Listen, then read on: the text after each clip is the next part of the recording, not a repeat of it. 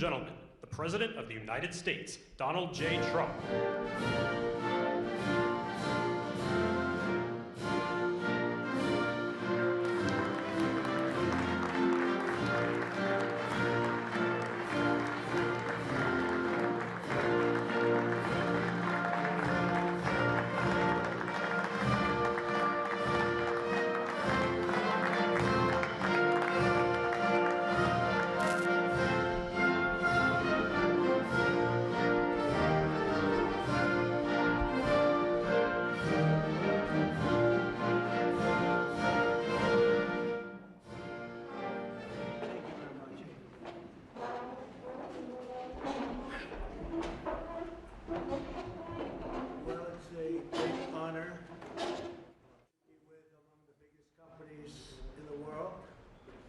By far, I would say, and we're doing tremendous things. Our country is doing very well. You saw the numbers that got released today, yesterday.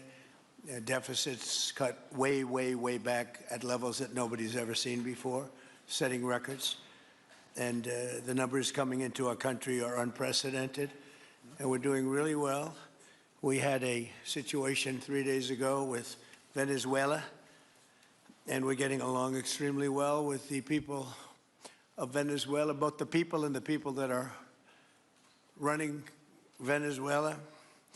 I just want to thank our military. What they've done is incredible. That was considered unprecedented, to go into a military fort with thousands of soldiers and others, and to come in with 152 planes going every which way, and very rapid speeds and helicopters, and to come out with no deaths and the loss of no equipment. It was pretty amazing. Nobody's seen anything like it.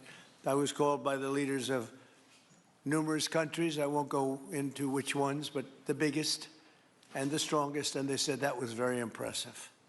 They're all impressed. But today I'm delighted to welcome almost 24 of the biggest and most respected oil and gas executives in the world to the White House. It's an honor to be with them. We have many others that were not able to get in. I said if we had a ballroom, we'd have over 1,000 people. Everybody wanted. I never knew your industry was that big. I never knew you had that many people in your industry. But here we are. And if you, in fact, if you look, come to think of it, well, I got to look at this myself.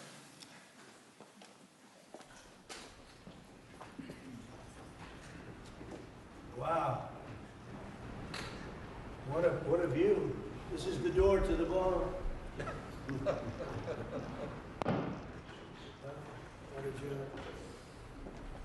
Unusual time to look, but I figure we might as well do it. If the fake news would like to go back and take a look, you can, but you'll see a very big foundation that's moving. We're ahead of schedule in the ballroom and under budget.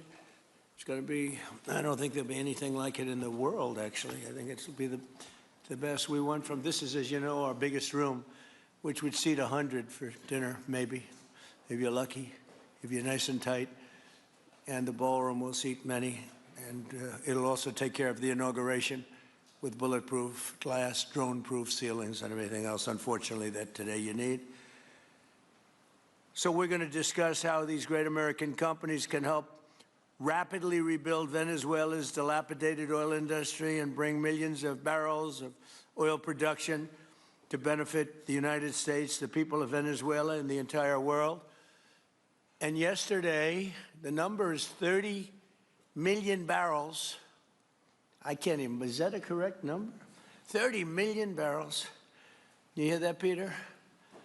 Of oil was given to us by Venezuela. That's a lot of oil. It's about $4 billion worth, and it's on its way to the United States right now. And we want to thank Venezuela for that. And we're working very well with them, obviously, or they wouldn't have been so generous. But they respect us again. They didn't respect us at all before. So that's money that goes to the United States. Some will go to Venezuela, and some will go to the oil companies, but not that, because that's already been extracted. So when you're not getting any of that, but when you start extracting, you'll get. But it's tremendous reserves, among the biggest in the world. Some people say it is the biggest in the world. And we're going to be working with Venezuela. We're going to be making the decision as to which oil companies are going to go in, that we're going to allow to go in. We're going to cut a deal with the companies. We'll probably do that today or very shortly thereafter with Chris and Doug. And we're dealing with the country, so we're empowered to make that deal. And you'll have total safety, total security. One of the reasons you couldn't go in is you had no guarantees, you had no security, but now you have total security. It's a whole different Venezuela, and Venezuela is going to be very successful. And the people of the United States are going to be big beneficiaries because we're going to be extracting, numbers of, in terms of oil, like, few people have ever seen, actually. So you're dealing with us directly. You're not dealing with Venezuela at all. We don't want you to deal with Venezuela. Let me thank Vice President J.D. Vance, who's doing a fantastic job. Secretary of State Marco Rubio, likewise a fantastic job. I have good people. I like them better than my first group. But we had a great, despite that, we had a great first term. We had some great people there too, by the way. But we had a great first term. We had the greatest economy in the history of our country in the first term, but this is blowing it away. And you haven't seen anything yet. Everyone's been shocked by the numbers, 5.4% GDP. And that's despite the fact that we were badly hurt by the Democrat shutdown, of which they'd like to see if they could shut it down again. Secretary of the Interior, Doug Burgum, who's fantastic. Secretary of Energy, Chris Wright, recommended by Doug as being the greatest oil man anywhere in the world, because I wanted Doug for that job, energy, and Doug said, no, sir, there's a man named Chris Wright. I said, who the hell is Chris Wright? He said he's the most talented oil man anywhere in the world. I doubt you can get him, because typically oil men make a lot of money, and women. They make a lot of money, but Chris came. You took one of the greatest salary cuts probably in history, Chris, right? But he's a fantastic person, loves our country, and many other important members of this team. And I want to thank them for their efforts. As you know, last week, the United States Armed Forces performed one of the most spectacular military operations in American history, apprehending the outlaw dictator Nicolas Maduro for his crimes against the United States, crimes for which he has now been indicted and is in federal court awaiting trial. And he killed many people, millions of people, actually, and allowed jails, prisons, mental institutions, insane asylums, drug dealers, drug addicts to pour into our country totally unchecked because of sleepy Joe Biden's policy of open borders, the stupidest thing I've ever seen. We're getting them all out. The departure of Maduro makes it possible an incredible future for both nations, Venezuela and the United States, in which we will more closely integrate the economies of two major energy powers in the Western Hemisphere. Energy coming out of Venezuela was very small. One of the things the United States gets out of this will be even lower energy prices. We have people now getting gasoline for $1.99, $1.96, $1.95, $1.92 yesterday, somebody. And it used to be $3.50, $4, $5 a gallon. Think of that, $1.99. Decades ago, the United States built Venezuela's oil industry at tremendous expense with American skill, technology, know-how, and dollars. But those assets were stolen from us, and we had presidents who did nothing about it. This president is much different than your other presidents. They did nothing about it. They stole it. Some of the people in this room were a little bit younger when that happened, but not that much younger. It wasn't that long ago. But they stole our assets like we were babies, and the United States did absolutely nothing about it. So now we're doing everything about it. Now we're doing 500% about it, but it's a long time after the act took place.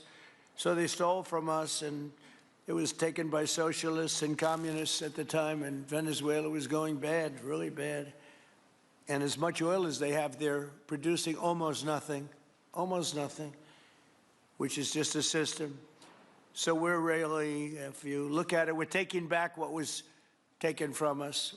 They took our oil industry. We built that entire oil industry. Started a long time ago, but they took it, and they were very ungracious to this country, but now they're being very nice. American companies will have the opportunity to rebuild Venezuela's rotting energy infrastructure and eventually increase oil production to levels never, ever seen before. When you add Venezuela and the United States together, we have 55% of the oil in the world. The United States is #1. We have them drilling. Drill, baby, drill was my campaign. And Doug and Chris, I think we're setting records on drilling right now and taking oil without Venezuela. That's how we're getting the oil prices down. The plan is for them to spend, meaning our giant oil companies will be spending at least $100 billion of their money, not the government's money. They don't need government money. But they need government protection and need government security that when they spend all this money, it's going to be there so they get their money back and make a very nice return. The plan is for them to spend at least $100 billion to rebuild the capacity and the infrastructure necessary. Venezuela has also agreed that the United States will immediately begin refining and selling up to 50 million barrels of Venezuelan crude oil, which will continue indefinitely. We're all set to do it. We have the refining capacity. It was actually based very much on the Venezuelan oil, which is a heavy oil, very good oil, great oil. It's fantastic for certain things like asphalt roads, the best there is in the world for asphalt roads and other things.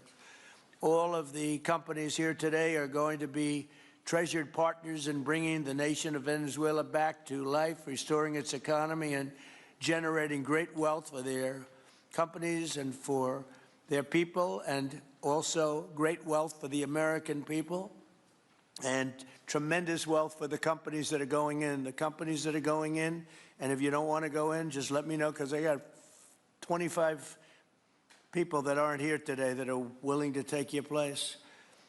So I just want to thank, these are people that I either know or I know of by reading lots of business magazines and journals and papers.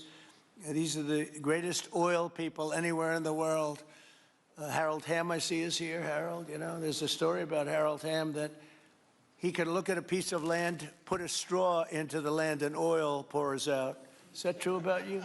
Whereas some of you guys have to invest hundreds of millions of dollars to find that oil, so we can't let that story be true. But they say Harold puts a straw into the land, and oil comes gushing out.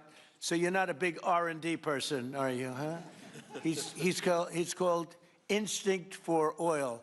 Now, he's got other problems, but we won't talk about those problems. But he's been a great supporter of mine for a long time, haven't you, Harold? So congratulations. But we have, and I think Harold would agree, we have the greatest oil men and women anywhere in the world sitting in this room right now. And we have a lot of people that will be back to see us sometime next week. We're going to have another meeting for another group. But we're going to do this very quickly. We can have this done almost immediately. So I'd like to thank you all for being here. I'd like to invite Vice President Vance to say a few words, followed by Secretaries Rubio, Burgum, and Wright. And then we'll have a few words from representatives that are here and to discuss their ideas, a couple of them. We have Chevron, which has been, where's Chevron? Where are you? Yeah, far right. No, I thought you'd have a better location. You were the only one that was there for all that. I used to call you and say, what the hell is going on with Venezuela? He stuck it out. I don't know if you made money or not, but you stuck it out. I got to give you a lot of credit for that. Mark Nelson, thank you very much. Exxon CEO Darren Woods. Darren, thank you very much. How's Exxon doing? Okay? All right. They'll do a lot better now, won't they, huh? Exxon's been amazing. It's been an amazing company. And ConocoPhillips CEO Ryan Lance, thank you very much. So you guys could say something, and then we'll take some questions from the press. And if anybody else would like to speak, we'll have you speak. We have all the time in the world. This is a big subject. This is massive wealth, and more importantly than massive wealth, it leads to lower taxes and a lot of jobs for Americans and for Venezuelans, but for Americans in this case. And I just, again, appreciate you all being here. And I'd like to ask J.D. to say a few words, please. Thank you. Thank you, Mr. President, and thanks to everybody for being here. You know, as a Marine Corps veteran for my entire lifetime, presidents, and let's be honest, they were Democrats and Republicans, would send the American military to far-off places. They would get us involved in these endless quagmires. They would lose hundreds or thousands of American lives, and the American people would get nothing out of these misadventures. And now you have an American president who's empowered the American military to stop the flow of drugs into our country and to ensure that we, as opposed to our adversaries, control one of the great energy reserves that exist anywhere in the entire world. And he did it without losing a single American life in the process. It was an amazing operation. It's going to make our country richer. It's going to make our country more powerful. It's going to make our country safer. And it's going to lead to the decline, the further decline of drug overdose deaths in the United States of America. An amazing thing, and I'm happy to be here to talk about how we can make it an even bigger and better operation for the American people. Thank you, sir. Thank you very much. Marco? Thank you, Mr. President. And I think this is a reminder that everything this president does, everything President Trump does, is with the American people in mind. It was not in the national interest or national security of the United States and of our people to have in our own hemisphere a country, not just with vast energy reserves, but controlled by an indicted narco-trafficker who flooded our country with illegal immigration, including drug gang members, openly cooperated with drug gangs, and by the way, stole the wealth of that country to fund a repressive regime and also benefit adversaries such as Iran. All of that is now changing. As part of this process, the first phase, of course, is the phase we're in now, which is the stabilization phase. We did not want to see destabilization in the country. We're working very cooperatively with the interim authorities there to provide a market for the sale of the wealth of Venezuela in such a way that benefits the people, both of the United States, but also the people of Venezuela. And as a reminder to everyone, the President announced this just 2 days ago, every penny, everything they buy with the money that they're making from the oil now, Mr. President, will be bought from America. And that includes everything from equipment for the oil industry to food to medicine and everything in between. The second will be a phase of recovery, and then some of these phases will overlap, and that is to have a normal economy again where the money goes to the benefit of people, not the benefit of our adversaries or the benefit of elements in that country and around the world that are against our interests, at the same time as a process of reconciliation has to happen internally among the different sectors of society and politics and the like. And finally, the third phase, which is the most important of the three, is when the country fully transitions into a normal country that we have strong economic and diplomatic and relations with, that is friendly towards the United States, that's not a foothold for our adversaries, that serves our interests, but also the interests of the people. It'll be a country that is wealthy, a country that is prosperous for the people, not for a handful of criminals, but also a country that is supportive of our interests in the region and throughout the world. And we thank you, Mr. President, and the team you've assembled that have brought us to this point. A lot of work remains, important work, but this is historic. Okay. Thank you very much. Doug? Well, Mr. President, I want to thank you for your leadership, not just as President, but as Commander-in-Chief. The boldness, the execution, the breathtakingly precise work that you've delivered both in Iran back in June and here has changed the field for the whole world. And you always ran about the idea of peace and prosperity. And in Venezuela, as you know, this was a playground for every bad actor in the world. We had Russians, Iran, terror groups, all of them profiting from this criminal organization that was pretending to run the country. That makes America safer. You've secured the border, we're stopping the flow of drugs, and now with the normalization of relationships on an economic basis, it's going to mean tremendously for the prosperity of the American people.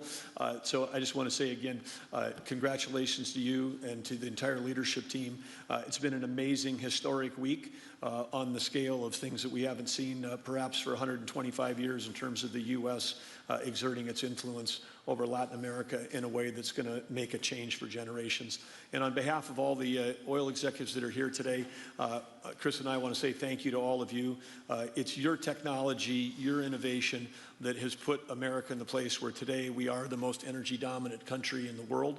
And that position is what's allowed us to take the action that we're taking with statecraft, with military action. None of that would happen if we were dependent on everybody else for energy. So you're a big part of the reason that we're able to move the way we are today, and we're grateful that you're here to be part of the solution going forward. Thank you, Doug, and you are doing a fantastic job, and we appreciate it. Everybody appreciates it. They know who's doing well. Chris Wright? Thank you, Mr. President. Yeah, what we've seen in the last week is leadership matters and credibility matters. Venezuelan oil has been sanctioned for many years, and the oil just flew, those sanctions were not enforced. That oil just floated out to trafficked by bad actors of the world. The resources weren't gone to a central place. The corruption and decline of Venezuela has been a crisis for the people of Venezuela, and as Secretary Rubio said, massive spillover effects in the United States, in crime, in drugs, in kidnappings, and in taking a huge resource base and making it not exploited, not developed. The whole world is a poorer, less opportunity-rich place because of that. When you have materials underground, they've been underground for 1 million years. That does not make them a resource. That does not make them valuable for your country, your people, or the world. They only become a resource with technology, with capital, with rule of law, and a system of governance that encourages the harvesting of those resources to make the better world. And we see here the dramatic contrast between the United States, which may have less oil underground than Venezuela. We have 20 times the production of Venezuela, 20 times the impact of human betterment, massively better quality of living here in the United States. That was at risk under the last administration. We've seen a lot of attacks on the energy that makes the world go round. President Trump's election has removed those risks, has embraced reality about how the world is energized, and we are at record production of oil in the United States, record production in natural gas in the United States. We've seen a meaningful decline in gasoline prices, diesel prices, travel prices because of jet fuel. And now President Trump is taking the genius of a different way to try to solve a 25-year festering problem in Venezuela, that all the traditional things have not worked. But ordering both a tremendous military operation to remove the heads of a criminal organization masquerading as a government, and then to use the power of our military, not to fire bullets, but to stop the flow of Venezuelan oil to the world, immediately gave us leverage over the interim authorities in Venezuela and has allowed us to be in this position today where the actions of this government can massively improve Venezuela for the better, and the bigger impact is to massively improve the quality of life, affordability, safety, and security of the United States. Very proud to be here. And we'll turn it over to Mark Nelson, who's the vice chairman of Chevron. Chevron has been in Venezuela for over 100 years, continuously. Mike Wirth, the CEO, had a knee replacement recently. He's not here. Mark is a tremendous leader in our industry, and I'll turn it over to him. Thank you, Secretary Wright. Again, I'll send Mike Wirth's regrets. He really wanted to be here, Mr. President. Great guy. On his behalf, I have 3 very quick thank yous and an assurance I'd like to provide you all. The first thank you, Mr. President, is to you. It's thank you for convening this gathering. It's thank you for your leadership, and thank you for continuing to keep American energy domination in the forefront. So thank you for that. Thank you very much. The second thank you actually is to the cabinet. So Secretary Rubio, Secretary Burgum, Secretary Wright, your ability and commitment to continue to engage with the parties around the table to keep the world working is greatly appreciated. So thank you for that. And the final thank you actually would go to our Venezuelan employees of Chevron. They have been working tirelessly to operate safely, protect the environment in country, and their dedication and skill will help us in this next chapter. And finally, I'll close with the assurance. For more than a century, Chevron has been a part of Venezuela's past. We are certainly committed to its present, and we very much look forward as a proud American company to help it build a better future. And so, Mr. President, thank you for your leadership. And you really suffered there. You stuck it out. A lot of people left. A lot of big companies left. Many of the people sitting at this table left because of the safety risk and other risks. But you stuck it out. I give you credit for that. Sometimes it was hard. I remember 6 months ago I told you to stay, just stay. Things are going to happen. You'll be very happy. I didn't know they were going to happen this fast or this conclusively. One thing I think everyone has to know is that if we didn't do this, China or Russia would have done it. And if China or Russia were a next-door neighbor, because essentially this is not around the other parts of the world so far away where you fly in an airplane for 24 hours before you get there. This is sort of a next-door neighbor if you think about it. And I told China and I told Russia, we get along with you very well. We like you very much. We don't want you there. Not going to be there. And if we didn't do this, China would have been there and Russia would have been there. Maybe they both would have been there together, but they're not going to be there now. One thing I will tell them, and I will tell you, that we are open for business. China can buy all the oil they want from us there or in the United States. Russia can get all the oil they need from us, and they do like oil, even though they produce a lot of it. But China and Russia and everybody else is able to go, and we'll be open for business almost immediately. I have a feeling the $100 million will be spent $100 billion will be spent very, very rapidly by these very big, powerful, and rich companies, and I think they're going to be able to rebuild the infrastructure. And I hope it's going to be brand new as opposed to a rehab, because I know the tremendous difference between the new and the not so new in your industry. The new is much more beautiful, much better in every way, and actually much smaller. It's like everything else, gets smaller and stronger. It's a combination of smaller, better, and stronger. So I hope you're going to build all brand new stuff, rip out the old crap that's been there for so many years, and do it the right way. You're going to be there a long time if we make a deal. If we make a deal, you're going to be there a long time. If we don't make a deal, you won't be there at all. It's, you know, sort of interesting. But again, China and Russia would have been there if we didn't do this. And the other thing, people ask about the second wave. I don't think it's going to be necessary. We have an armada, a giant armada like nobody's ever seen in that part of the world. And it's stationed off the coast. And we are getting along so well with the people that are involved and representing Venezuela that I don't think we're going to have any, I don't think it's going to be necessary to do the second wave. We were planning on a second wave, but the first wave was so powerful and so good and so strong. And frankly, the people in the country, they did the right thing. They were smart. They did the right thing. They didn't want to go through a second wave. But we've got a tremendous number of the most powerful ships in the world right there. I don't think we're going to have to use that. I'm happy to say that. I don't think we're going to have to use that at all. If I could ask Chevron, you did a great job. I want to thank you. And ExxonMobil, if you would say a few words, and then followed by Conoco, great companies, massive companies, great companies. Exxon, please. Sure. Thank you, Mr. President. I appreciate the invitation and the opportunity, frankly, for the entire industry to show up and provide a perspective. Frankly, we've been kind of unresponsive to the press regarding Venezuela. I guess today's the opportunity to address the press directly with respect to a number of questions that have been asked of ExxonMobil. First and foremost, obviously, is the interest that we have in Venezuela. And I think, you know, the way I would position that, I think one of the reasons why we see many of the industry players here is we're in a depletion business for a product that is in great demand and will be in demand for many, many, many decades to come. And as a depletion business, the biggest challenge we have is finding resources. There's an opportunity in Venezuela with all the resources there is we don't have that challenge of finding, we have the challenge of developing those resources. So I think it's in the best interest of these companies and, frankly, society as a whole for the industry to be interested in understanding what the opportunity here represents.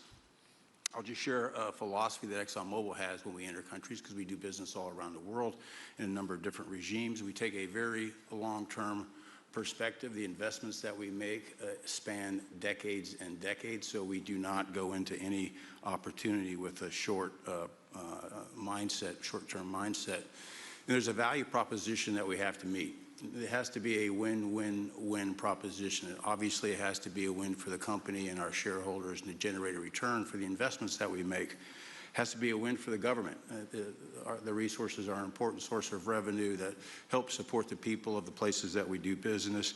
And it has to be a win for the people. We have to be wanted there and to be a good neighbor. And those three things ensure a stable, long-term platform for the large investments that we make for the long term. With respect to Venezuela in particular, we have a very long history in Venezuela. In fact, we first got into Venezuela back in the 1940s. We've had our assets seized there twice. And so you can imagine to re-enter a third time would require some pretty significant changes from what we've historically seen here and what is currently the state. If we look at the legal and commercial constructs and frameworks in place today in Venezuela, today it's uninvestable. And so significant changes have to be made to those commercial frameworks, the legal system. There has to be durable investment protections, and there has to be a change to the hydrocarbon laws in the country. We're confident that with this administration and President Trump working hand in hand with the Venezuelan government, that those changes can be put in place. And with respect to the Venezuelan government, that perspective we don't have a view on. We haven't talked to the Venezuelan government, and obviously we have yet to assess the people's perspective with respect to ExxonMobil entering the country. In the short term, there are things that can be done while these longer-term issues are being worked. For us, we haven't been in the country for almost 20 years. We think it's absolutely critical in the short term that we get a technical team in place to assess the current state of the industry and the assets, to understand what would be involved to help the people of Venezuela get production back on the market. With the invitation of the Venezuelan government and with appropriate security guarantees, we are ready to put a team on the ground there. We also have a integrated set of capabilities from production to refining to trading, and I think we can be of assistance to getting the Venezuelan crude to market and realizing a market price to help, again, with the financial situation in Venezuela. So those are my short-term perspective that I have. I'd say maybe close with a thank you, Mr. President, for the work that you've done to secure not only the national security, but the energy security of the region. And then thank you, Secretary Rubio, Secretary Wright, Secretary Burgum, for your leadership in this matter. Thank you. How long would it take you, Darren, as Exxon to, if we make a deal, how long would it take you to get in there and get started? Well, the first step, this technical team, as I talked with Secretary Wright earlier this week, we started from the beginning to put the team together so that if and when it was needed, we could hit the ground almost immediately. So we can hit the ground within the next couple of weeks, start the assessment, and then from there we need to understand. That's what we want. We want speed and quality. That's what we want. Thank you, Darren. And Conoco, Ryan. Thank you, Mr. President. Appreciate the opportunity to be here too, and you've assembled a great team. And our congratulations as well for removing one of the terrible people in the world and bringing them to justice. It was quite amazing. I think you've given hope to the people of Venezuela again, which I think is quite remarkable. And we've been on the other end of that despot regime a long time. Our assets were expropriated. I had a little bit more hair when that happened. And, you know, I think we're the largest non-sovereign credit holder in Venezuela today. So we're in a bit of a different situation, but I think your big and bold idea to use energy commerce instead of conflict is something that could make a real big difference in Venezuela. And our company certainly stands ready to help in that endeavor. Encourage you to continue to think bigger and even bolder. And we've had some discussions with your energy team about that as well. As we think about the other people that need to be in this room and in this discussion are the banks, and including probably the Exim Bank, as we think about how the debt needs to be restructured and the financing to deliver the billions of dollars that are required to restore their energy infrastructure. And I think as we think that big and bold, we need to be also thinking about even restructuring the entire Venezuelan energy system, including PDVSA. And I think if we can do that and think bold, there's an opportunity to be quick, fast, and restore the quality of what's happened in Venezuela, or what's been lost in Venezuela over the course of the last 25 years. So thank you for this opportunity. Well, thank you very much, and you'll get a lot of your money back. We're going to start with an even plate, though. We're not going to look at what people lost in the past, because that was their fault. That was a different president. You're going to make a lot of money, but we're not going to go back. You left a lot of money behind, I guess, huh? What number? 12 billion. How much? 12 billion? Well, it's a good write-off. It's already been written off. It's been written. All right, thank you. You'll make it back one way or the other. You're all going to do very well. I think really very well. Marco just gave me a note. Go back to Chevron.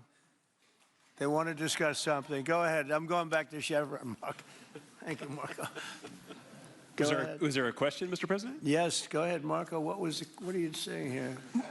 Mark, if you can update us on operations in the ground and with the appropriate approvals, what you might be able to achieve in the next 12 to 18 months, give us a little view from the ground. You bet, you bet. So today, Chevron has 3,000 employees in 4 different joint ventures in Venezuela today.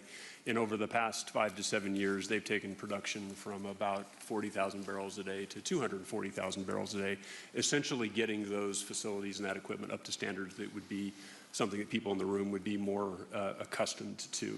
Given the work we've done with Secretary Wright and Secretary Burgum and even Secretary Bessent, I think we have a path forward here very shortly to be able to increase our liftings from those joint ventures 100%, essentially effective immediately. We are also able to increase our production within our own disciplined investment schemes by about 50% just in the next 18 to 24 months. And that's just leveraging what's on the ground. So to Secretary Rubio's comments about phase 1, this is taking the momentum of improvements we've already made there locally and building on those and creating more momentum for the people of Venezuela. Do you think you have an advantage being there? You've been there by the skin of your teeth. It's been tough for you to be there. But do you think you have an advantage over the other people in this room by the fact that you are there? Yeah, I think there are, Mr. President, I think there would be days where it didn't feel like an advantage, and there are days where it does feel like an advantage. But having people on the ground today that care desperately about the people of Venezuela and know how to operate the assets that are there, is a definite advantage today. Would you say the best locations are available, or would you say the best locations are already sort of worked, even though they're in very bad shape?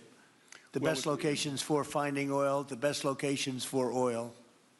There are more opportunities than not, Mr. President. With 300 billion barrels of reserves and resources in country, there are lots of opportunities for many companies. Will you be building new, or will you be using the old infrastructure that you have? Yeah, today it's a little bit of a mix, but today it's mostly us taking the equipment of today, getting it to the standards that we are accustomed to your comments about making it how it should be today. Most of the investments that we've been making are about getting it up to our standards. Well, I think you're going to make an investment, but you're going to get your money back very quickly, and that's part of our thing. We're going to have you get your money back fast, and then you'll give a lot to Venezuela and to the United States after that. Okay, so you'll be in good shape. Could I ask Harold Hamm to say a few words? He's been a friend of mine for a long time. Very amazing man, actually, amazing energy person. Well, thank you, Mr. President. It's good to be here with so many dignified people. And this effort particularly, and thank you for your effort for what you've done here, taking this despot out of that area. And the world dealt with him way too long. Certainly our industry knows that this is a real jewel that can be developed for the people of Venezuela and also benefit the world. And like Secretary Wright said, it has not been done. That's not been done in the past, and they had a good chance at it. Brought someone in that totally took it down, as everybody knows here, and that was Chavez, and we know what happened to him finally. But that ruined the industry in Venezuela, and all of us know how that ended very well, very, very wrongly. So anyway, we're glad to see what's happened here and look forward for the opportunity for a lot of people in this room, but also for America and the country itself. Are you going to be involved in going in? Because, you know, he's in North Dakota and he's in Oklahoma and some incredible places. It's a little bit different, but there's no doubt about you won't have to worry about the straw too much here. You can just go at it. Are you going to be one of the participants? Well, certainly, you know, I'm an oil finder, like you said. You know, Barry Switzer, you know, told that story. The coach. And he's kind of exaggerated a little bit. It doesn't come out quite that easily usually. But anyway, great story. I love it. But I love Barry. Barry's the one that told me this. Yeah, he's a champion, you know, in a lot of ways. So love that story. Certainly, it excites me as an explorationist. You know, everybody has that in their blood, and you know, it is a very exciting country and a lot of reserves. And so it's got its challenges, and the industry knows how to handle that. And like Darren said, you know, you go into your eyes open and do the best you can with the team you got. So well, you're going to have you. something that they never had really here is tremendous security. You're going to be very secure, very safe, physically safe in addition to financially safe. So it's good to see you, Harold. Thank you very much. Does anybody have anything to say before we get to the press? What does Cuba have to do to avoid the same fate as Venezuela? What does Cuba have to Well, Cuba's in bad shape. Cuba relied on Venezuela for oil and for money. And nobody really knows what's going to happen with Cuba. They're doing very poorly. They're really third world all the way. And we have a lot of great Cuban Americans. And I would say Marco fits very solidly into that category. And I might ask you to say a few words about, we were discussing it before, Cuba is a very different, they don't have energy, they don't have oil, but they would live off of the oil from Venezuela. And what they do have is very strong people and very powerful people militarily, and they would protect the people running Venezuela, and they would take in a lot of money from Venezuela. Now they don't have that. They won't be taking in any money. So, Marco, what do you think? Well, I mean, the fundamental problem in Cuba is that it's run by incompetent people that don't know what an economy looks like, much less a functioning one. They've made a choice, and that is they would rather have political control over their people than they would to have an economy that functions. And they've gotten away with it for 60-something years because they've had donors, the Soviet Union, and now most recently Venezuela. But that's now gone. So the people in control in Cuba have a choice to make. They can either have a real country with a real economy where their people can prosper, or they can continue with their failing dictatorship that's going to lead to systemic and societal collapse. So it's a very stark and dramatic choice, and it's one we hope to make the right one. We don't have an interest in a destabilized Cuba, but that would be their fault because they refuse to allow the people of Cuba to have either economic or political freedom for that matter. And you have a lot of people in this country that want to go back to Cuba and help Cuba. A lot of people have left, you know, they came in penniless, they didn't have anything, and they've become very rich people in our country, and they want to very much go back and help Cuba. So that's something that Cuba has that a lot of other places don't have. Peter? President Trump, thank you. I do want to ask you about Minnesota, but first, just more on topic. President Zelensky said that he was watching with the rest of the world as you made this order to go and capture Nicolas Maduro. And he said, if that's how it works with dictators, then the United States knows what to do next. Sounds like he wants you to go and capture Vladimir Putin. Would you ever order a mission to go and capture Vladimir Putin? Well, I don't think it's going to be necessary. I think we're going to have I've always had a great relationship with him. I'm very disappointed. I settled 8 wars. I thought this would be in the middle of the pack or maybe one of the easier ones. And I don't know if you know, Peter, the last month, they lost 31,000 people, many of them Russian soldiers, and the Russian economy is doing poorly. I think we're going to end up getting it settled. I wish we could have done it quicker because a lot of people are dying, and mostly soldiers. You know, they get hit in Kiev and they get hit a little bit here and there, and people are dying there too. But largely, it's the soldier population.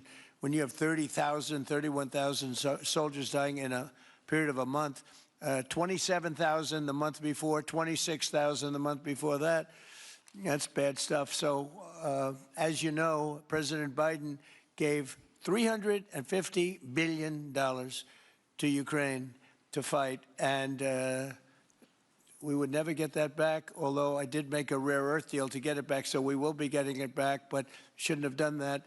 It was a bad thing to do.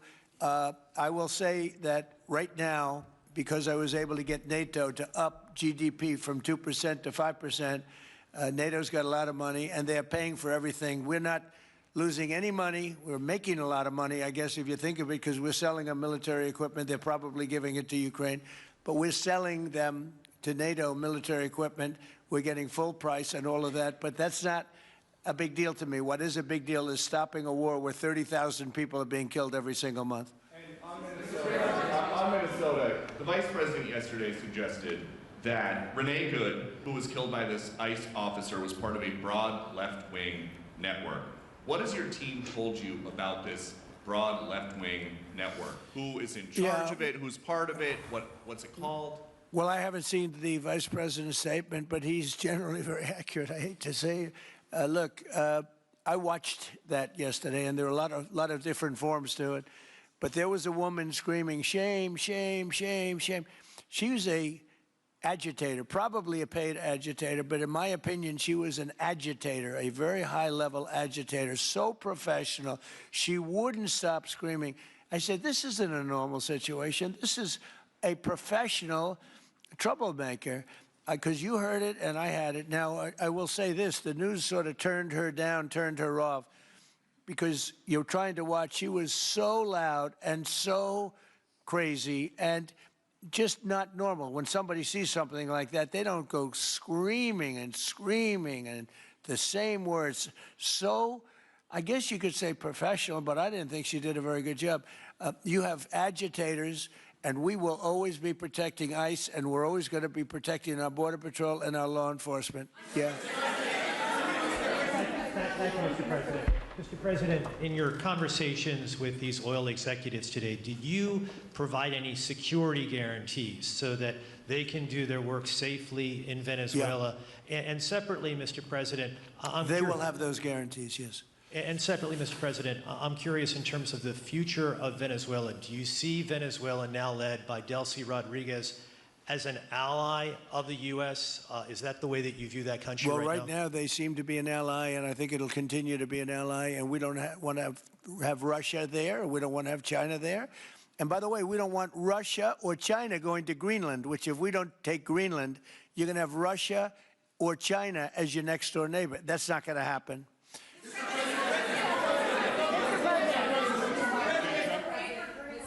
The white... Mr. President, thank you. You just said that these companies would have security guarantees if they go in on the ground in Venezuela. They will have. And what is your plan there actually for these companies and those Americans who are going to be on the ground working for these companies? Well, there are going to be Americans. I assume they're going to be using a lot of Americans, but they're going to be using a lot of people from Venezuela and other places, I would imagine. But I would think that mostly they'll be using Venezuelan workers. They have a lot of great workers. They have a very high unemployment rate, and they have workers that are very familiar with taking oil out of the ground. Yeah.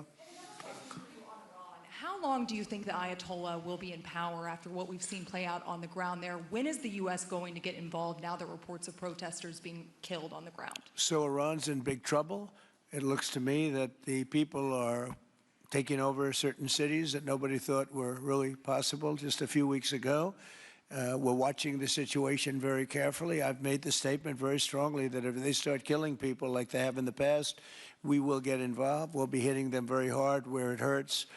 And that doesn't mean boots on the ground, but it means hitting them very, very hard where it hurts. So we don't want that to happen. There have been cases like this where President Obama totally backed down.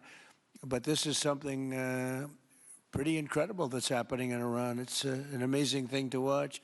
They've done a bad job. They've treated their people very badly, and now they're being paid back. So let's see what happens. We're watching it. We're watching it very closely. Go ahead, please. Yes, go ahead. Thank you so much, Mr. President. Do you have any comments in reaction to the recent attacks by the Syrian government alignment groups against U.S.-backed Kurdish forces in Aleppo, Syria, which killed dozens of civilians and displacing many families? Does your administration bring peace between the Kurds and the Syrian government? I want to see peace, yes, I do. The Kurds and the Syrian government, we get along with both, as you know, very well. They have been natural enemies over the years, but we get along both, and we want to see Syria succeed. And so far, I think they are succeeding, but this is just breaking out, and we want to see that stopped. Go ahead, please. You're meeting with the President of Colombia, Gustavo Petro, in a few weeks. Do you hope this meeting with Gustavo Petro marks a new chapter, a new beginning in the benefit of the U.S. and Colombia relations? What country? Colombia, with the President of Colombia, Gustavo Petro, I you're had meeting. a very good talk with him yesterday, and he's been very hostile to us and to the nation and to me, called me a dictator and lots of other things, called Biden some terrible names, far worse than he called me. But he called yesterday through people, and he wants to meet, and that's fine with me. I've made up with people also, so we're going to have a meeting with him. We had a very good conversation. The people of Colombia are incredible people. Marco would know that better than anybody because he's married to a woman from Colombia. And I don't mean Columbia University. That would be, I'm not sure. I think I like Colombia, the country, better, if you want to know the truth. The people are, hold it. The people are great people. I look forward to meeting with them. We're going to meet in the very near future. Would you meet the interim president of Venezuela here in the White House? Would you greet her to discuss the fate of the oil? Yeah, well, I'm going to meet a lot of people, and we're going to meet, we meet a lot of people. When you end 8 wars, you get to know a lot of people, and I think it's very important. As an example, we have over $18 trillion, think of that, $18 trillion coming into our country. A lot of that's coming in from foreign countries like Saudi Arabia and Qatar and UAE and others. And I get to meet a lot of people, but I will be meeting with various representatives of Venezuela, probably pretty soon. We haven't set that up. But the relationship that we have with the people that are currently running Venezuela is very good. We also have a young lady that received the Nobel Peace Prize. She's going to come in and pay her regards to our country, really, to me, but I'm a representative of the country, nothing else. And she's coming in sometime next week, I think Tuesday or Wednesday, and we'll see how that is. But no, we're dealing with the people from Venezuela. We're dealing with them very well. I think they've been very smart in the way they've dealt with us, frankly, because that whole place could have been obliterated with one more strike, and we didn't want to do that. Thank you so much. I have a question for you on Minneapolis, but on Venezuela and your meeting with Machado next week. If she gives you her Nobel Peace Prize, will that change your view about her running that country? Well, I have to speak to her. I mean, I'm going to have to speak to her. She might be involved in some aspect of it. I will have to speak to her. I think it's very nice that she wants to come in, and that's what I understand the reason is, because Norway is very embarrassed by what took place. I mean, they're getting decimated. Look, whether people like Trump or don't like Trump, I settled 8 wars, big ones, some going on for 36 years, 32 years, 31 years, 28 years, 25 years, some just getting ready to start, like India and Pakistan, where already 8 jets were shot out of the air, and I got it done in rapid order without nuclear weapons. I can't think of anybody in history that should get the Nobel Prize more than me, and I don't want to be bragging, but nobody else settled wars. Obama got the Nobel Prize. He had no idea why. He still has no idea. He walks around, he says, I got the Nobel Prize. Why did he get a Nobel Prize? He got it almost immediately upon attaining office, and he didn't do anything, and he was a bad president. So, I mean, you should get the Nobel Prize for every war you stopped. These were major wars. These were wars that nobody thought could be stopped. President Putin called me, and he said about 2 of the wars that he's been trying to stop them for 10 years. He wasn't able to do it. He couldn't believe it. So in theory, you should get the Nobel Prize for every war you stopped. Every one of them was major. But I don't care about that. What I care about is saving lives. I've saved tens of millions of lives. You know, the Prime Minister of Pakistan came here, and he made a very public statement. He said that President Trump saved minimum 10 million lives having to do with Pakistan and India, and that was going to be raging. So, you know, but I'm honored that she's coming here. I look forward to meeting her, yes. Go ahead. On Minneapolis, Mr. President, I have a follow-up for you. The state officials there have said that the FBI is not sharing evidence with them. Typically, they would conduct a joint investigation, as you know. Do you believe that the FBI should be sharing evidence with state officials in Minnesota? Well, normally I would, but they're crooked officials. I mean, Minneapolis and Minnesota, what a beautiful place, but it's being destroyed. It's got an incompetent governor, fool. I mean, he's a stupid person. And it looks like the number could be $19 billion stolen from a lot of people, but largely people from Somalia. They buy their vote. They vote in a group. They buy their vote. They sell more Mercedes-Benzes in that area than almost. Can you imagine you come over with no money and then shortly thereafter you're driving a Mercedes-Benz? The whole thing is ridiculous. So they're very corrupt people. It's a very corrupt state. I feel that I won Minnesota. I think I won it all 3 times. Nobody's won it since Richard Nixon won it many, many years ago. I won it all 3 times, in my opinion. And it's a corrupt state, a corrupt voting state. And the Republicans ought to get smart and demand on voter ID. They ought to demand maybe same-day voting and all of the other things that you have to have a safe election. But I won Minnesota 3 times, and I didn't get credit for it. I did so well in that state every time. The people were crying every time after. That's a crooked state. California is a crooked state. Many crooked states. We have a very, very dishonest voting system. The last time I won, 24, the one that just took place, I won because it was too big to rig. You couldn't rig it. It was too big. But I won the state of Minnesota. It's a corrupt voting system with an incompetent governor, a very incompetent governor. And by the way, he's a very corrupt governor, too. Go ahead. I have a question on Iran, but first, very quickly on Venezuela. How do you provide total security guarantees to these companies without putting U.S. boots on the ground? Well, we're going to work with the Venezuelan leaders and people, and we're going to have a very safe group. And they're going to also bring over some security with them. You know, these are not babies. These are people that drill oil in some pretty rough places. I could say a couple of those places make Venezuela look like a picnic. These people around the table, these are tough people. They go into areas that you wouldn't want to go. They go into areas that if they invited me, I'd say, no thanks, I'll see you back in Palm Beach.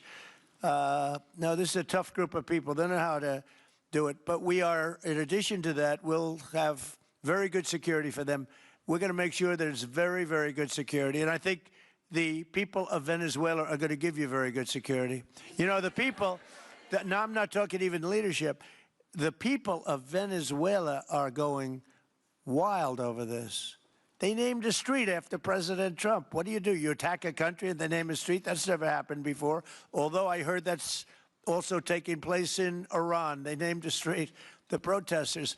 I just hope, you know, just God bless them. I just hope the protesters in Iran are going to be safe, because that's a very dangerous place right now. And again, I tell the Iranian leaders, you better not start shooting, because we'll start shooting too. With your glasses, sir, go ahead, please. Hold it. Next to you. Yes, glasses. The gentleman with the glasses. All right, thank you, Mr. President. With those very big glasses, actually. Yeah, Ferrari, actually. Mr. President, I have 2 questions. What do you want the European Union to do in Ukraine? The European leaders seem pretty divided on Ukraine.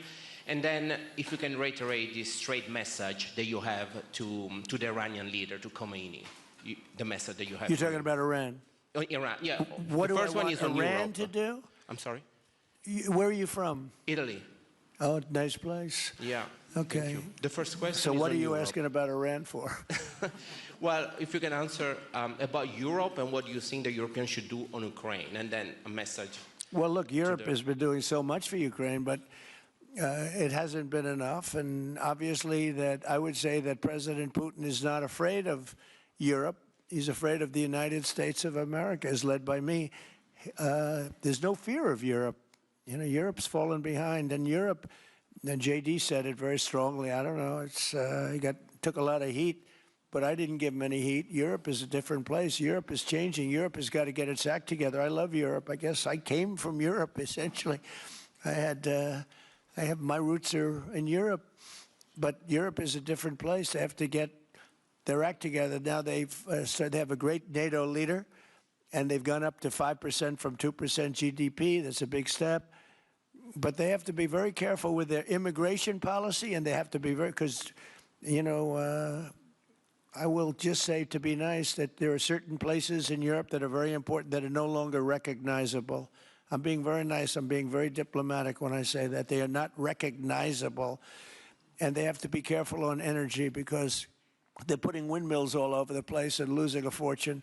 They're destroying their country. They're destroying the beautiful landscapes, the beautiful everything. They're doing, and by the way, in case you people don't know, I'm not much of a windmill person. I can proudly say, Doug, that we have not approved one windmill since I've been in office, and we're going to keep it that way. My goal is to not let any windmill be built. They're losers. They lose money. They destroy your landscape. They kill your birds. They're all made in China. And all you have to do is, you know, just about all of the windmills are made in China, the structures. All you have to do is say to China, how many windmill areas do you have in China? So far, they're not able to find any. They use coal and they use oil and gas and some nuclear, not much, but they don't have windmills. They make them and sell them to suckers like Europe and suckers like the United States before. They are the worst form of energy, the most expensive form of energy, and in 8 years they're rotted out anyway. Go take a look at Palm Springs, California, and take a look at what that looks like. It looks like a junkyard of steel. So we don't approve, and I've told my people, we will not approve windmills. Maybe we get forced to do something because some stupid person in the Biden administration agreed to do something years ago. We will not approve any windmills in this country. Two questions. On Venezuela, is it ultimately more important to you to establish stability there or democracy there? Well, you're talking about maybe the same thing. I mean, you're talking about stability or democracy? I don't know. To me, it's almost the same thing. We want stability, but we do want democracy. Ultimately, it'll be democracy. Peter? I do have a policy question, President Trump, but I'm having a hard time seeing here. I see the American flag lapel pin. What is the other lapel pin on your Somebody gave me this. You know what that is? That's called a happy Trump. And considering the fact that I'm never happy, I'm never satisfied, I will never be satisfied until we make America great again, but we're getting pretty close, I'll tell you what. This is called a happy Trump. Somebody gave it to me, I put it on. Thank you, thank you. And the policy question.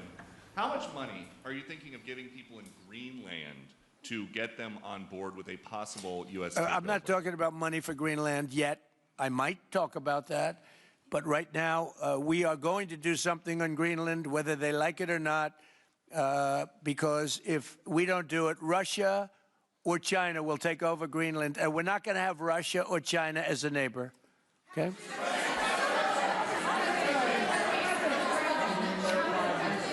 I would like to make a deal, you know, the easy way, but if we don't do it the easy way, we're going to do it the hard way. And by the way, I'm a fan of Denmark too. I have to tell you, and you know, they've been very nice to me. I'm a big fan, but you know, the fact that they had a boat land there 500 years ago doesn't mean that they own the land. I'm sure we had lots of boats go there also, but we need that because if you take a look outside of Greenland right now, there are Russian destroyers, there are Chinese destroyers and bigger, there are Russian submarines all over the place. We're not going to have Russia or China occupy Greenland, and that's what they're going to do if we don't. So we're going to be doing something with Greenland, either the nice way or the more difficult way. Please, go ahead, ma'am. Mr. President, why is it so important to you to own it when you have a military presence there, which you could expand to affect security? Because when we own it, we defend it. You don't defend leases the same way. You have to own it. And, you know, with a nation, look at what happened with Obama, with that horrible deal they made with Iran. It was a short-term deal. It was like a 9-year deal. Countries can't make 9-year deals or even 100-year deals. Countries have to have ownership. And you defend ownership, you don't defend leases. And we'll have to defend Greenland. If we don't do it, China or Russia will. It's not going to happen. We are not going to have, and I like China, I like Russia, I love the people of China, I love the people of Russia. I get along very well with President Putin, but I'm very disappointed in him. I get along very well with President Xi. I'm going to go over to China in April, but I don't want them as a neighbor in Greenland. Not going to happen. And by the way, and NATO's got to understand that. I'm all for NATO. I saved NATO. If it weren't for me, you wouldn't have a NATO right now. But we're not going to allow Russia or China to occupy Greenland, and that's what's going to happen if we don't. Go ahead. On the economic report that came out today, Mr. President, one, can you respond to that? And two, It was an amazing report. The most amazing thing is government jobs are way down, and yet the unemployment or the employment numbers are very good. We've gotten rid of tremendous numbers of federal government jobs. Nobody's ever seen anything like it. And yet the employment numbers are very good. They're really getting better. But now we have all those people to work in the private sector for a lot more money. I think that's one of the very big things. The other thing is at 5.4%. And remember, this is after we had a shutdown. And that shutdown had an impact because the concept of the shutdown, even though it's before, people knew we were going to be shutting down. A lot of bad things happened. And by the way, on January 30th, you may have another shutdown. We'll see what happens. But I think the numbers, Caitlin, were really amazing. Look, to think about 5.4%, nobody thought that. They thought it was going to be 2%. And you know what it is? It's tariffs. And it's also November 5th. We had a great election, a great election. Our country was dead 1.5 years ago. And now we have the hottest country anywhere in the world. And I hope you guys were impressed. 5.4%, and we haven't even really transitioned yet. There's no reason it can't be much, much higher than that. Yeah.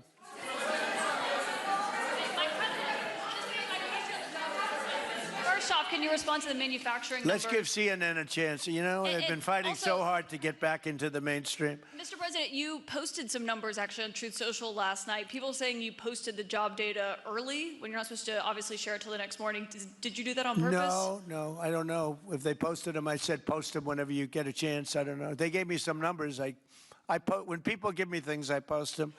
But the numbers are amazing. Yeah, please. How does the administration plan to distribute the money from the Venezuela oil sales? Is it, obviously you say it's going to go into these controlled accounts. Yeah. Would it go back to Venezuela in a Yeah. direct payment? Is it going through these goods? How do you plan to do that? Well, And we then I want have to a make second sure question. that Venezuela can survive. You know, Venezuela needs money, and we're going to make sure that they get money. And we're going to get money, and the oil companies are going to make something for the work they do, and they're going to get back their money. We're devising a formula, but it won't be so much of a formula. It's going to be what they need. We're going to take care of what they need. There'll be plenty left over. We're going to have a lot of money left over.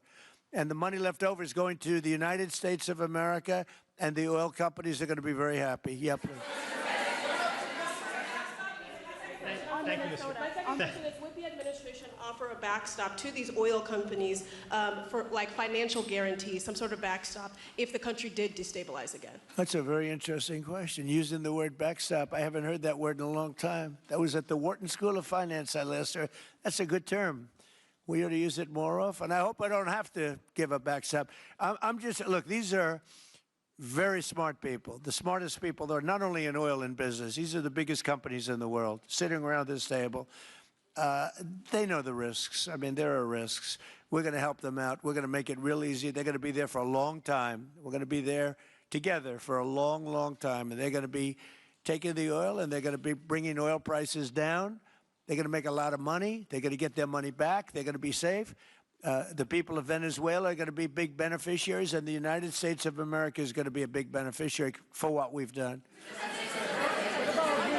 And you know, one other thing I might say, it's also very big for national security because, again, just like Greenland, we can't have China or Russia occupy Greenland. We can't have China or Russia occupy Venezuela. And if we didn't do what we did, China or Russia would have been in Venezuela. I think I can, where's Mr. Chevron? So let me ask you, they would have been there if we didn't do this. Do you agree with that? They certainly have a lot of economic interests in country. There's absolutely no argument about that. They were trying to be there. I mean, you know, we had a Russia, I guess sort of I call it a semi-Russian ship yesterday that we took over, and Russia decided not to defend that ship against us. It's a big movement. The ship was loaded up with oil, and we took the oil, and it came out of that port. But Russia would be there or China would be there. And we want them to be there for a different reason. We want them, do you people agree? In particular, China, they need a lot of oil. Russia doesn't need so much, but Russia was there anyway. But I assume you agree that China would like to be doing a lot of business there by buying oil. And I want to just tell President Xi and President Putin, but more so in this case, President Xi, because they do need a lot of oil. And we are open for business in the United States, and we are open for business in Venezuela, right?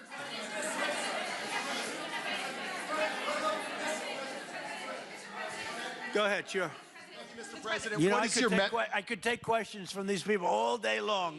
You know, they're sitting here, and generally, they're very rich, very powerful, but nobody gives a damn about them. It's a sad thing. You have all that money, all that power, and look at all these crazy questions. We could do this all day long, and they wouldn't be satisfied. I have a question on today's meeting, Mr. President. We'll take a few more, though. I have a question on today's meeting, Mr. President. Let me ask you more importantly, do you have any questions from the biggest? Yes, sure. Hold it. Do you have any questions for the biggest people on earth, the biggest business people, the biggest companies anywhere on earth? Do you have any questions for these people? No, do you have a question for them? Yes, but have Go you ahead, heard go from ahead, ask any of them. the companies in the room that they are committed to rebuilding the oil infrastructure in Venezuela? And for the executives in the room, what do you need from the administration in order to invest? That's a good question. Do you want to go and answer that question? Yeah, Exxon, small company. I'll refer you back to the statements I made before. There are a number of legal and commercial frameworks that would have to be established to even understand what kind of returns that we'd get on the investments. So I think all the investments and the opportunity sets, I think everyone sitting around this table would have the opportunity and the know-how and the capability to make the investments. The questions will ultimately be how durable are the protections from a financial standpoint, what do the returns look like, what are the commercial arrangements, the legal frameworks, all those things have to be put in place in order to make a decision to understand what your return would be over the next several decades that these $1 billion investments would be made on. You know, could I do this? Because we have, again, the biggest people on the planet Earth around this table, biggest companies in the world. I'd like to just ask them to introduce themselves. We'll start from this end and go around to here. And if you have anything to quickly say, we can do that. But you want to just start right over here? These two guys, we'll leave them out because they're with us. Please. Thank you, President Trump. John Addison at VTOL. We're here to ensure that you are going to be able to move all of this oil all around the world at the best price possible so that the influence that you have over the Venezuelans will ensure that you get what you want. Thank you. Thank you. Good point. Thank you, Mr. President. Brian Sheffield of Formentera. My grandfather, Hugh Sheffield, was president of ARCO, Venezuela. Right. Thank you for what you did. Do you like what we're doing? There's a lot of shale there, a lot of upside. He would be very happy looking down. He'd be very proud of you right now, right? Yes, sir. Good. Thank you. Mr. President, Luis Rodriguez. I'm probably the only Venezuelan American sitting on around this table. I want to personally thank you for the courage of your actions over the last couple of weeks. I think I speak, and I speak of Venezuela in general in saying there's optimism. You've brought optimism to the table, and if the conditions are met, the opportunity is absolutely immense. I agree with that. That's true. Thank you. Well said, too. It's immense. This is a tremendous opportunity. Thank you. Richard Holton from Trafigura. We're working with your administration, Mr. President, to bring that Venezuelan oil to the United States. Our first vessel should load in the next week. Great. Good job. Thank you. I think the reason that most of us are here and thinking about the future is because we trust you initially to set this program up that will work and guarantee that this can be done. And there's a huge investment that needs to be done. We've all agreed on that. And certainly we need time to see that through. So thank you for what you've done. Thank you very much. Thank you. Mr. President, I'm Lane Riggs, CEO of Valero Energy, and we're one of those companies that refineries in the U.S. are uniquely configured to run Venezuelan oil, and we're more than happy as this opportunity expands for us to further invest in our refineries to produce more of it. And you're very much set up for the heavy oil, right? Yes, sir. That's great. That's great. We're ready for it. Thank you, Mr. President. Thank you for having us here. Thank you. And thank you for opening the door to a better Venezuela. We are a Spanish company, but we are fully committed to invest here in the States. We have invested over the last 15 years $21 billion in the American oil and gas industry, in Pennsylvania, in the Gulf of America, in Texas, and in Alaska with the discovery of Pica that is going to have the first oil this quarter and is going to change, is going to reverse the declining history of that great state of Alaska. We are in Venezuela, Mr. President, with our partners of Eni. We produce the gas that guarantees the stability of a half of the grid power in Venezuela. So we are committed with this stability, and on top of that, we are on the ground. We have people, we have facilities, we have technical capabilities, and I take your point, Mr. President. We are ready to invest more in Venezuela. Today, we are producing 45,000 barrels a day gross of oil, and we are ready to multiply by 3 this figure in coming 2-3 years, investing hard in the country, following your recommendation, if you allow us, of course, and in the framework, commercial and legal framework that could allow this growth. So thank you, Mr. President. Thank you. Great job you've done. Thank you. Mr. President, thank you for having me. Matt Sheehy, I'm with Tallgrass Energy. We are an infrastructure business, so whether it's oil, gas, CO2, we move that around. So most of my customers are sitting around the table and happy to lend our expertise to what's going on in Venezuela to support the people.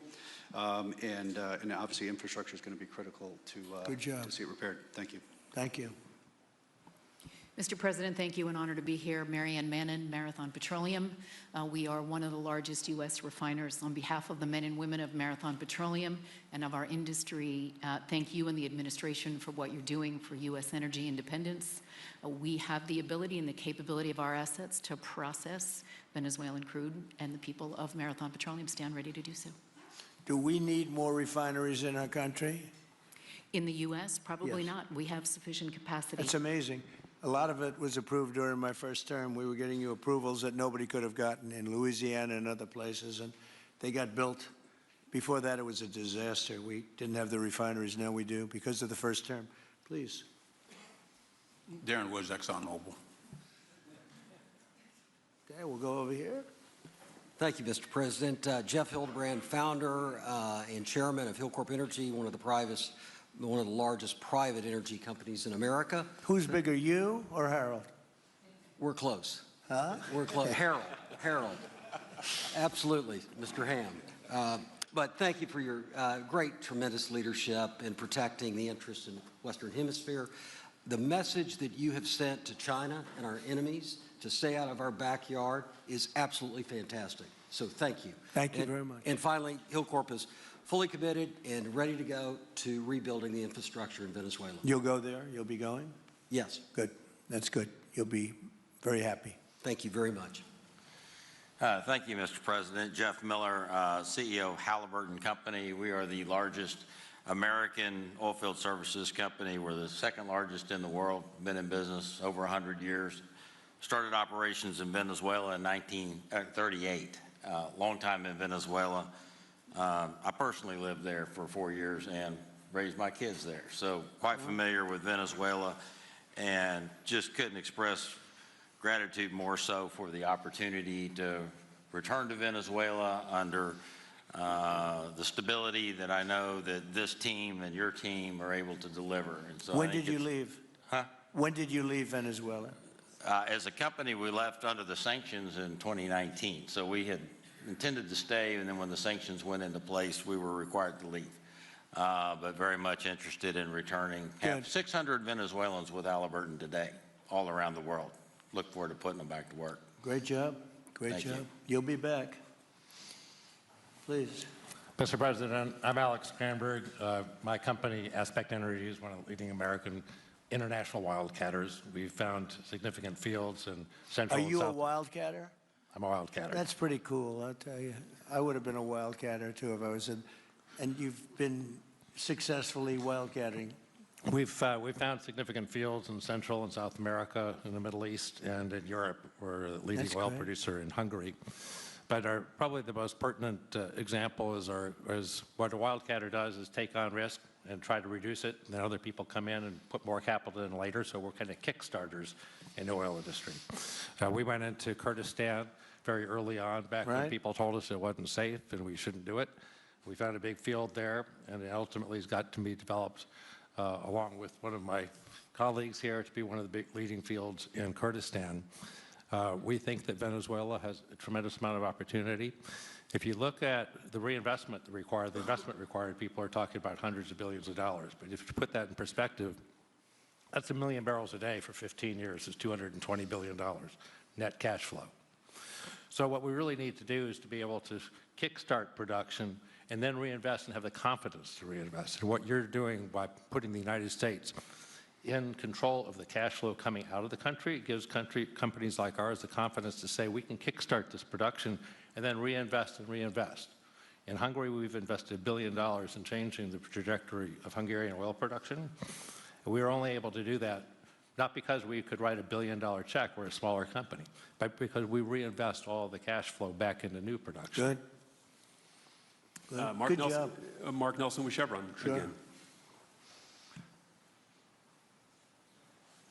Thank you, Mr. President. I'm Claudio Descalzi, and ICO, Italy. We started working in Venezuela in 1980. We have a lot of oil, but now just the gas is flowing because it's not under sanction. And as my colleague from Repsol said, we cover more than about 50% of the electricity in the country. So that is essential to avoid any kind of problem, social problem.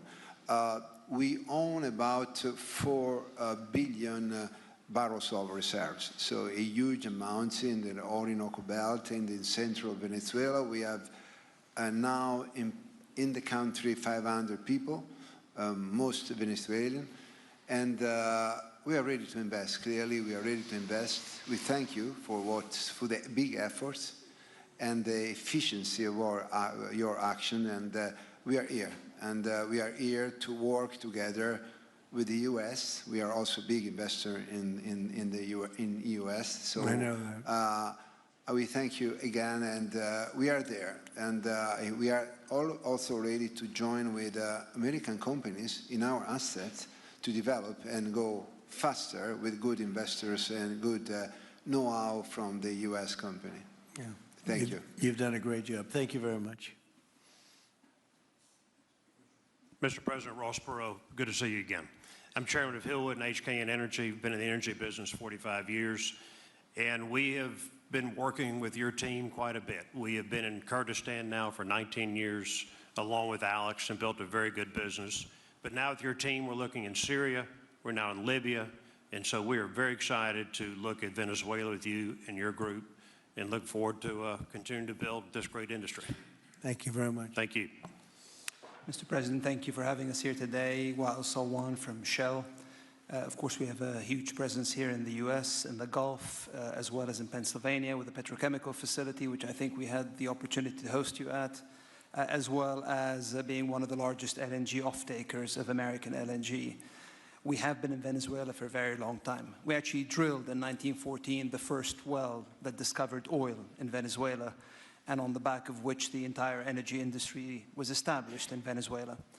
When we left in the 1970s because of nationalization, we had 1 million barrels per day of production. But we have kept boots on the ground in Venezuela all this time, and we now have a few $1 billion worth of opportunities to invest in, subject to OFAC approval. So we are ready to go and looking forward to the investments in support of the Venezuelan people. That's great. Thank you very much. Thank you, Mr. President. Ben Marshall, the America's CEO for Vitol. Alongside Trafigura, we're very thankful to have worked with the government and the Venezuelans to be able to bring the crude oil to market at a market price as quickly as we can to help stabilize the country. Thank you. Thank you. Ryan Lance, ConocoPhillips. I'll defer to my colleagues. Thank you, Mr. President. Olivier Lepoche, CEO of SLB, or formerly known as Schlumberger, the largest global oilfield services. We have been in Venezuela since 1930, and we still operate. We operate today on the ground with, in support of Chevron. We have ability to scale. We have 1,100 Venezuelans in the company, 2,000 additional that are calling us to go back to country and to go back to work. We're able to mobilize in the last 18 months 2 rigs and deliver 50 wells with success. So we're here. We have knowledge of the subsurface like nobody else has. We have boots on the ground, capacity on the ground, $700 million of equipment value on the ground in Venezuela, ready to mobilize for all of our partners, customers. So we are ready to scale fast, and we really want to thank the administration, Secretary Wright, Secretary Bergen, for the effort they are supporting and giving us to be successful on behalf of the Venezuelan oil and gas industry. Thank you very much. Thank you very much. Well, check this out. They say the very best for last. And I don't have that sexy accent like this guy next to me here. Mr. President, my name's Bill Armstrong of Armstrong Oil and Gas. I'm a private independent guy. And in real estate, you were a wildcatter. So wear that motto proudly. But like you, I was my own guy. I don't have shareholders. I don't have private equity partners, but I've been drilling all over the place. In fact, I had the largest discovery in Alaska, biggest discovery in 50 years in our country.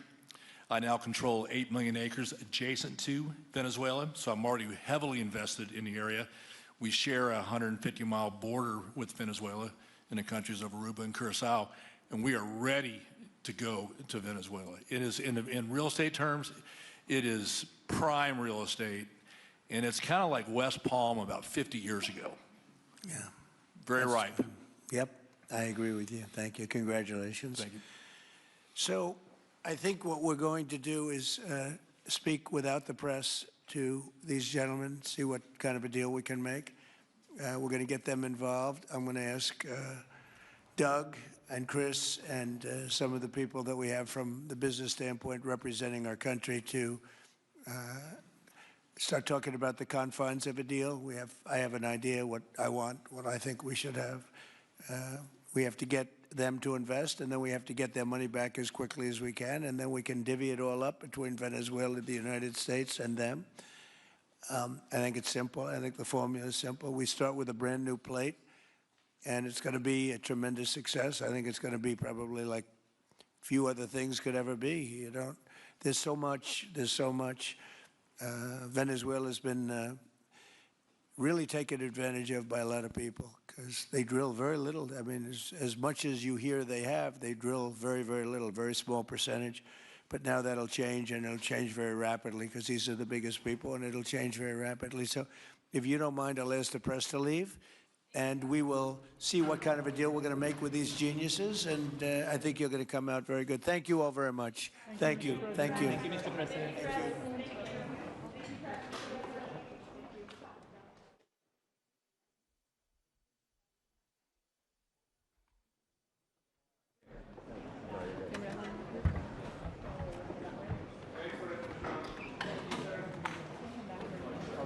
Mr. President,